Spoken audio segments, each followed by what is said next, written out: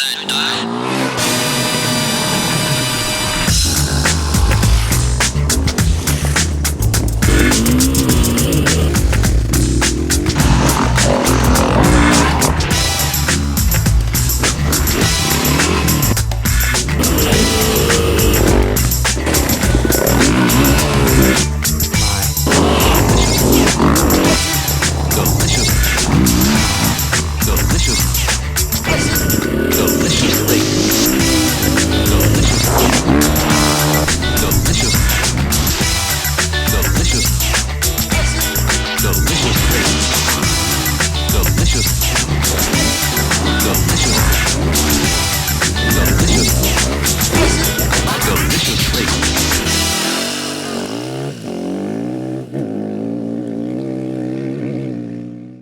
For our middleweight dual sport comparison, we wanted to get out of the office and get out of town.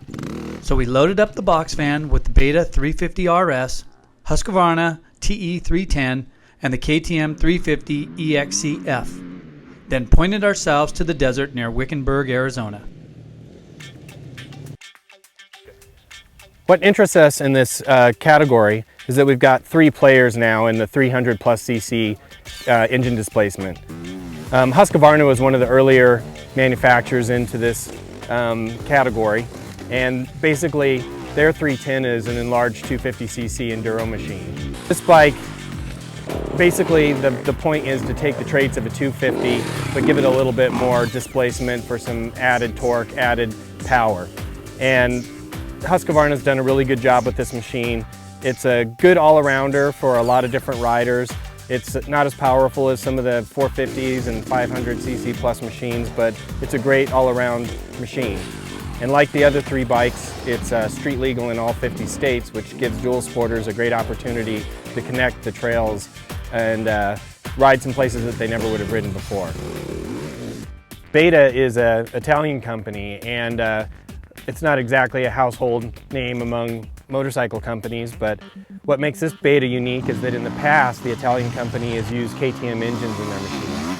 But this is one of the first machines that uses their own 4-stroke engine that they developed in-house. And it's one of Cycle World's first opportunities to actually ride it in the enduro form. Another unique feature about the Beta is that this is the only carbureted bike of the 3.